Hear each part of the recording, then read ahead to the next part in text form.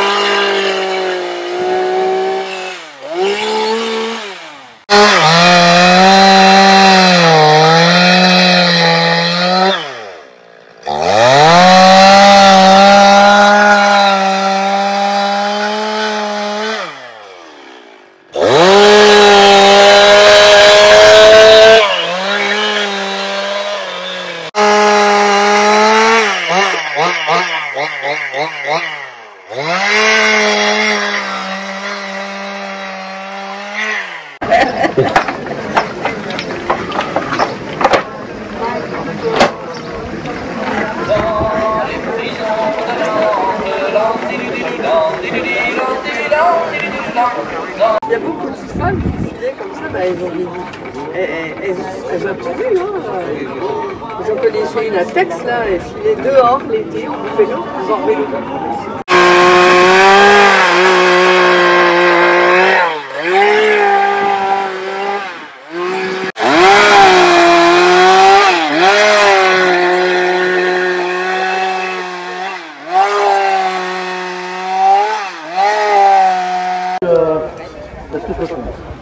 J'ai pas loin de la vérité, on part sur un rapace. Un rapace. Alors, moi j'ai envie de dire, hein, moi, je sais pas, je pense que la majorité des personnes à l'ISO aujourd'hui, très ravis. Il ne peut pas changer, il nous faire un très grand parasol au-dessus de l'ISO en bois, parce que là ça va cogner, mais en tout cas, donc un rapace. Voilà, breton. Donc le rapace breton, donc alors comment on dit, c'est quel rapace? Bah, c'est chouette. Ah c'est chouette. Ah ben voilà, on n'en abuse pas. On n'abuse pas. Voilà, merci Nicolas en tout cas. Oui, c'est du séquoia. Séquoia, voilà. Et ça c'est un bois qui tient très bien. Et souvent pour les routes moulins, on met du séquoia pour les paliers, pour que l'axe tourne autour, parce qu'il ne va pas travailler. C'est un super bois. Ouais, c'est un super bois. Il n'est pas donné comme on dit, mais c'est un super bois qui tient bien, donc entre autres au niveau de l'humidité. Voilà, tout à fait. Merci Nicolas, bon courage. Je vais lui faire ses yeux, je vais les peindre, je vais lui faire tout un effet au niveau du regard. Je vais travailler. C'est quoi le bois? Séquoia. Je vais travailler à la meuleuse aussi, à la petite fraise, pour faire tous les détails, tout le plumage, toute la tête. Je vais faire aussi ses petites griffes devant. Voilà. Donc il y a de la tronçonneuse, mais pas que. Tronçonneuse et d'autres petits après. Et là, il va être fini dans la journée? Ah oui, oui, tout ça finit pour ce soir. Ça va à quelle heure? Ils sont dans la Ah, ça, j'espère qu'il va rester là. C'est un oiseau de nuit, de toute façon. Ah bah oui. On va attendre une heure. Alors on va laisser le passage pour la traversée donc des groupes.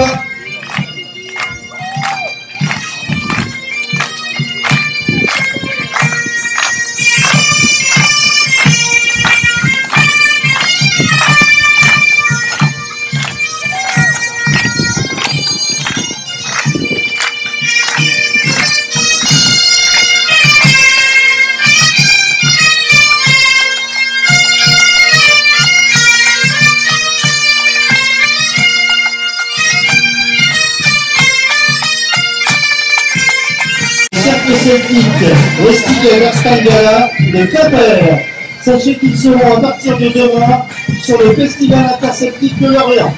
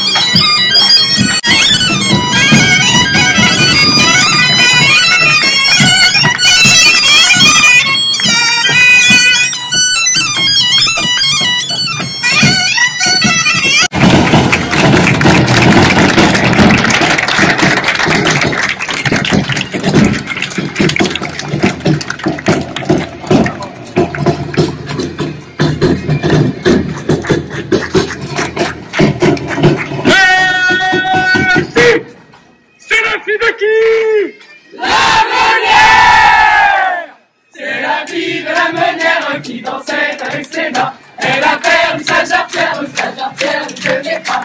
Julie, Julia, on dit qu'elle est malade. Julie, Julia, on dit qu'elle en mourra. Julie, Julia, on dit qu'elle est malade.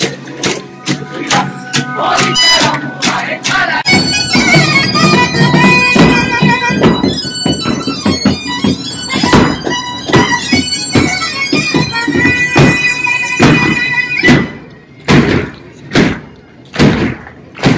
Également, mesdames et messieurs, donc toujours un plaisir d'accueillir donc les élus locaux et qui représentent bien entendu tout le secteur de Lisieux et de la région. Donc important, donc Jean-Claude, je te passe le micro.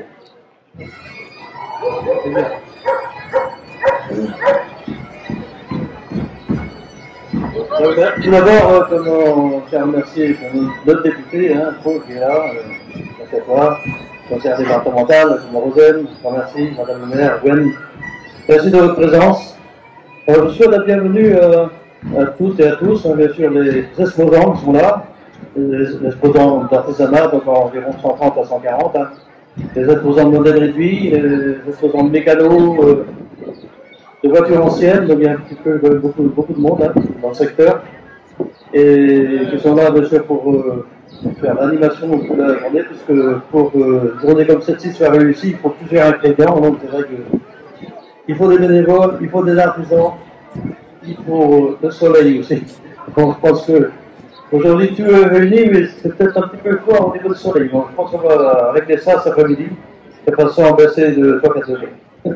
Voilà, un grand merci bien sûr à tous les bénévoles, à tous ceux qui sont là aujourd'hui pour faire en sorte que cette journée soit une réussite, tous les postes, bien sûr, la restauration, les entrées, les galettes, les champagnes, des crêpes, faut oublier personne. Et tous ceux qui ont été là dans la semaine précédente, depuis une dizaine de jours, assurer la préparation, à monter les chapiteaux, mettre en place des tables, des barrières au niveau de sécurité et tout, et qui seront encore là demain, bien sûr, pour démonter, parce que c'est pas tout préparé. On dit que ça va plus vite à démonter, c'est vrai, mais quand même, faut quand même aussi le faire. Un grand merci à tous les bénévoles pour être fiers de cette réussite et puis de cette fête qui, aujourd'hui, c'est plutôt demain, mais ça sera 50 ans. 12 août 1974 avait lieu le premier festival des artisans d'art, donc il avait été mis en route par l'ancien maire, Raymond Guillard, et donc son fils Alain Guillard. Et c'est vrai, je tiens à rendre aussi hommage à tous ces gens-là qui ont contribué à le mettre en valeur et puis qui sont donnés beaucoup pour ce festival, certains sont plus là, malheureusement. La retourne, comme on dit. Bon, c'est vrai que cette année, c'est la 49e. Alors, tout ça, c'est dû au Covid, puisqu'on a loupé 2 années sur une cinquantaine. Donc, l'année prochaine, c'est le 50e festival. Voilà, je tiens aussi à remercier surtout nos partenaires, que sont le conseil départemental, NJ, la SOR, Groupama. Je crois que je vous dis, bien sûr. Groupama et puis aussi tous nos artisans et commerçants de Lisieux et des environs qui nous soutiennent. Un grand merci à vous tous.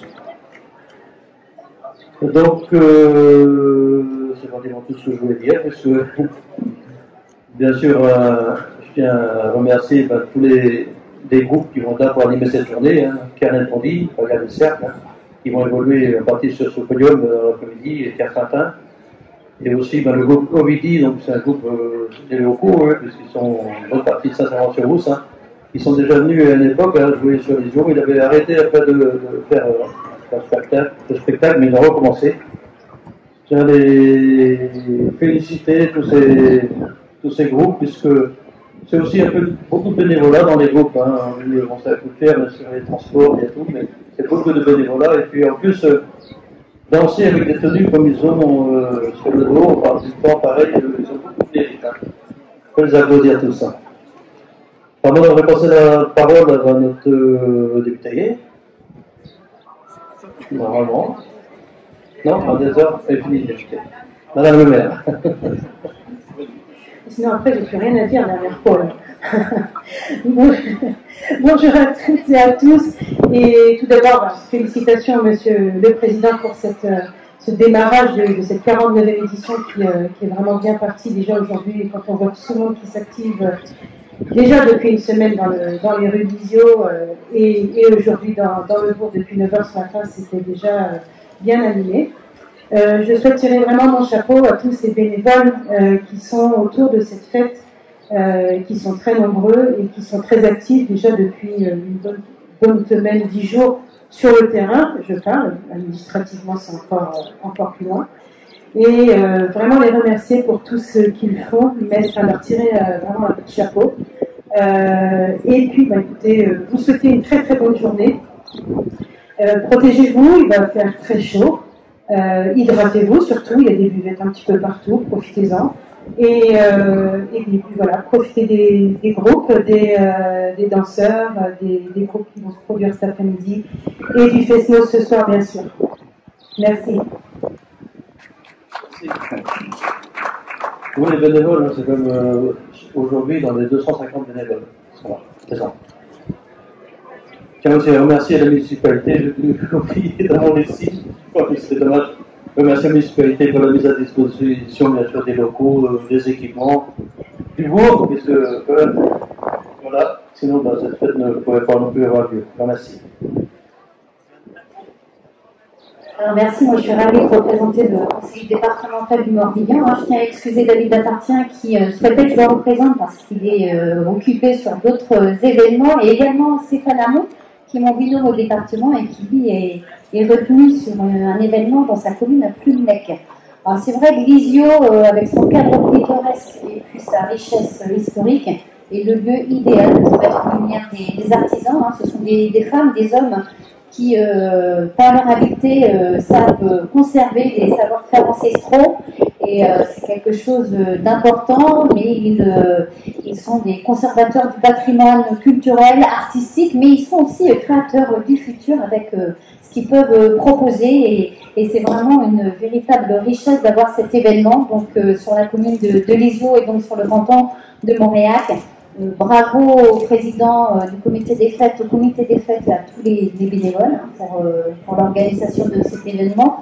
J'imagine qu'il y a beaucoup de monde qui travaille dans l'ombre depuis déjà de nombreux mois pour avoir un beau festival comme il est proposé aujourd'hui. Donc félicitations aux bénévoles, merci aux artisans d'avoir répondu présent à l'invitation du comité des fêtes et puis à la mairie de Lisieux de mettre à disposition tout ce qu'elle peut pour aussi faire de cet événement un festival qui existe depuis 1974 et on espère encore très longtemps. Donc bravo à tous et très bon festival à tout le monde. En même temps, je tiens aussi à remercier Rosette en tant que maire de Serrant, parce que peut avoir aussi beaucoup de mairies Serrant, il y a des échanges de matériel. On fait des échanges de matériel aussi avec le comité des fêtes de Peucadeux, que je vais remercier aussi, de Campénéal, quand on fait des échanges, c'est vrai que c'est vite de fonctionner à moindre coût. Les écureuils du Haut-Saint-André aussi, et les autres associations avec qui on échange. Voilà, merci. Comité des fêtes de Serrant aussi en plus. C'est un comité des fêtes de Serrant, donc on est ravis aussi de participer, de mettre le petit grain de sable dans cette bel événement et puis dire que le département du Morbihan est toujours partenaire et restera partenaire de cet événement important dans notre ruralité. Oui, donc je vais terminer. Alors que Lisieux, qui a connu ses heures de gloire avec des artisans, plutôt des tisserands pour le coup, et redevienne au XXe siècle un festival avec son festival d'artisans qui est effectivement très connu. Je me souviens d'ailleurs avoir défilé ici avec le baguette de Pernel en son temps. Donc je vois que vous avez toujours un choix à viser sur les groupes, parce que Eustigel Arsangala de Quimper, le cercle que vous voyez, c'est le cercle le plus primé en Bretagne. Donc il a raflé je ne sais combien de fois le premier prix dans la catégorie excellence. Et puis le Bagad et le cercle de Pontivy, c'est pareil, c'est un Bagad qui est en première catégorie, qui était à Lorient hier pour le concours évidemment, qui a été remporté encore une fois de plus par des Bigoudins, Cap-Caval, bon, c'est ainsi, mais le Bagad de Pontivy se classe bien également. Donc une fête qui est entrée dans son territoire, entrée aussi dans la tradition bretonne, ça me plaît bien.